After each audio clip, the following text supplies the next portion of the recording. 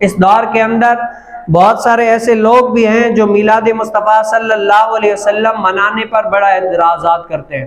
ہم بریلوی اہل سنت و جماعت والے الحمدللہ ربیع الاول میں ہماری یہ بڑی عید ہوتی ہے، ہم اس کا پر اہتمام کرتے ہیں، رسول کائنات صلی اللہ علیہ وسلم پر درود و سلام بھیجتے ہیں، محفلیں منعقد کرتے ہیں، حضور علیہ السلام کی کیا ہے جشن ولادت مناتے ہیں۔ لیکن کچھ لوگ ایسے بھی ہوتے ہیں جو اپنے آپ کو مسلمان کہہ کر لیکن نبی کریم صلی اللہ علیہ وسلم کی خوشی منانے سے روکتے ہیں، اور ہم ان کو لاکھ دلیلیں دیں، کیا ہے ہم ان کو لاکھ دلیلیں دیں کہ وَأَمَّا بِنِعْمَةِ رَبِّكَ فَحَدِّثْ، اس نعمت عظمیٰ سے مراد رسول کائنات صلی اللہ علیہ وسلم کی ذات مبارکہ ہے، اور اللہ تعالیٰ نے فرمایا کہ نعمت کا چرچا کرو، اسی لیے ہم یہ حضور علیہ السلام کا میلاد منا رہے ہیں۔ اور دوسری کہ وَمَا أَرْسَلْنَاكَ إِلَّا رَحْمَةً لِّلْعَالَمِينَ، حضور علیہ السلام تمام کائنات کے لیے رحمت ہے، ہم اسی لیے حضور علیہ السلام کا میلاد منا رہے ہیں۔ اور کیا ہے قُلْ بِفَضْلِ اللَّهِ رَبِّكَ فَلْيَفْرَحُوا هُوَ خَيْرٌ مِّمَّا يَجْمَعُونَ،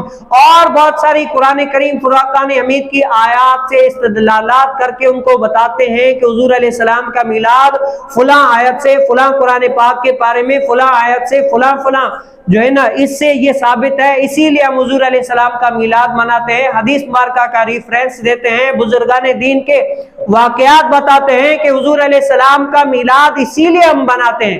لیکن جو مخالفین ہوتے ہیں نا وہ کہتے ہیں کہ ہم ان کو مانتے تو ہیں لیکن یہ آپ لوگوں کے جو استدلالات ہیں نا ان کو نہیں مانتے، بھائی میلاد ان سے ثابت نہیں ہے۔ تو ہم نے بڑا سوچا، بڑا سمجھا، بڑا غور و فکر کیا کہ ہم کوئی ایسی دلیل مبارکہ مخالفین میلاد کو دیں جو وہ بھی کام کرتے ہو لیکن وہ سرسری کرتے ہو، لیکن اس سے ہم دلیل وہ چیز پکڑیں کہ میلاد مصطفیٰ صلی اللہ علیہ وسلم سے ثابت ہے۔ تو بڑا غور و فکر کیا، اور میں نے کہا کہ چلو تم لوگوں کے ہاں جو مولویت کی فیکٹری سے نکلتے ہیں نا لوگ، حدیث مبارکہ بخاری شریف کی پہلی حدیث مبارکہ، اگر میں میلاد مصطفیٰ صلی اللہ علیہ وسلم بخاری شریف کی پہلی حدیث مبارکہ سے ثابت نہ کر سکا تو میں نے کہا میں حدیث مبارکہ پڑھنا اور پڑھانا ہی چھوڑ دوں گا۔ اور آپ لوگوں کے ہاں بخاری کا افتتاح بخاری بڑے ہی خلوص دل کے ساتھ ہوتا ہے، اور آپ لوگوں کے ملا حضرات جو ہے نا وہ یہ حدیث مبارکہ پڑھ کر پھر ہی مولوی بنتے ہیں، ملا بنتے، اس کے علاوہ نہیں بن سکتا۔ میں نے کہا میں آپ لوگوں کو میلاد مصطفیٰ صلی اللہ علیہ وسلم بخاری شریف کی پہلی حدیث مبارکہ سے ثابت کر کے دکھاؤں گا۔ آئیے سن لیتے ہیں کہ وہ بخاری شریف کی پہلی حدیث مبارکہ ہے کیا۔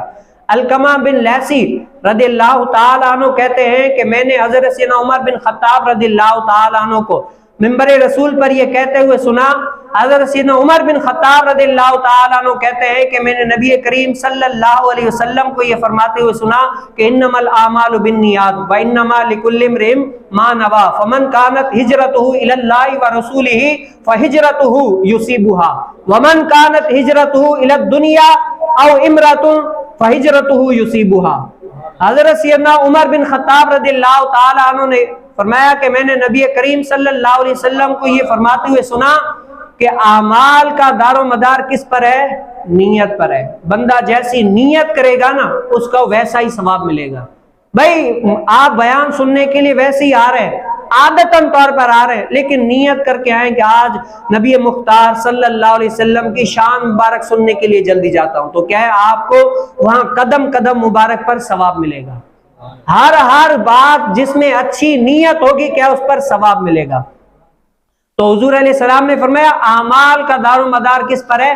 نیت ہے، اور جس کی نیت اللہ اس کے رسول کی طرف ہو، کیا ہے اللہ اس کے رسول، مطلب دین سیکھنے کے لیے، اللہ تعالیٰ کو راضی کرنے کے لیے، تو اس کی ہجرت اسی کی طرف ہے۔ اور اگر کوئی چاہتا ہے کہ میں دنیا حاصل کرنے کے لیے ہجرت کروں، دنیا حاصل کرنے کے لیے جاؤں، یا کسی عورت سے شادی کرنے کے لیے جاؤں، تو اس کی ہجرت بھی اسی کی طرف سے۔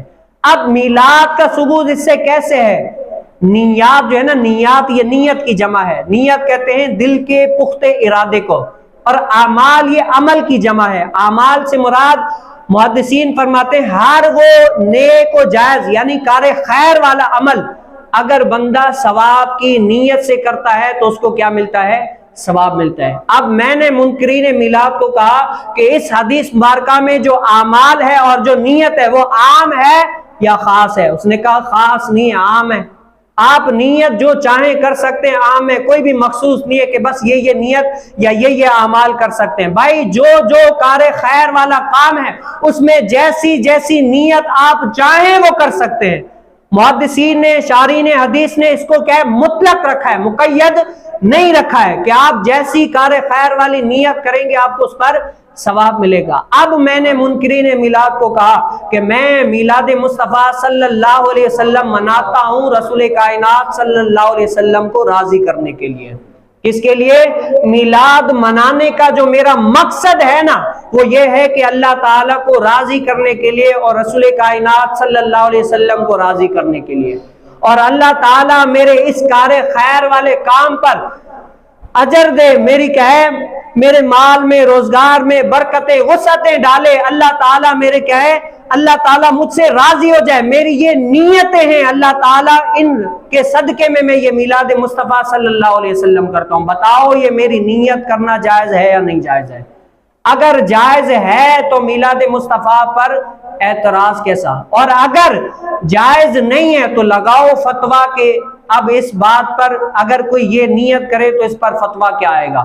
اور اگر مختص ہے یعنی خاص ہے کہ بس اس کے یہ جو 3 نیتیں ہیں، یعنی اللہ اس کے رسول کی طرف ہجرت کرے یا دنیا کی طرف یا عورت کی طرف، اس کے علاوہ اور کوئی نیت نہیں کر سکتا، تب بھی مجھے بتاؤ کہ اس کے علاوہ اگر کوئی نیتیں کرے تو ان پر کیا فتویٰ آئے گا۔ اور جو شارحین حدیث مبارکہ ہے، جنہوں نے حدیث مبارکہ کی شرح کی ہے، بتایا ہے، محدثین ہیں، انہوں نے جو ہمیں سمجھایا نا کہ یہاں پر عام ہے، خاص نہیں ہے، مطلق ہے، مقید نہیں ہے۔ آپ جو نیت چاہیں کریں، جیسا آپ عمل کریں گے ثواب کی نیت سے تو آپ کو ثواب ملے گا۔ تو انہوں نے یہ مطلق رکھا ہے، بتائیں ان محدثین پر کیا حکم عائد ہوگا؟ تو کیا ہے، میلاد مصطفیٰ صلی اللہ علیہ وسلم منانا ہر کسی کے قسمت میں نہیں ہوتا۔ میلاد مصطفیٰ صلی اللہ علیہ وسلم منانا یہ ان لوگوں کی قسمت میں ہوتا ہے جن کی گٹی میں یا رسول اللہ کے نعرے گونجتے ہوں گے۔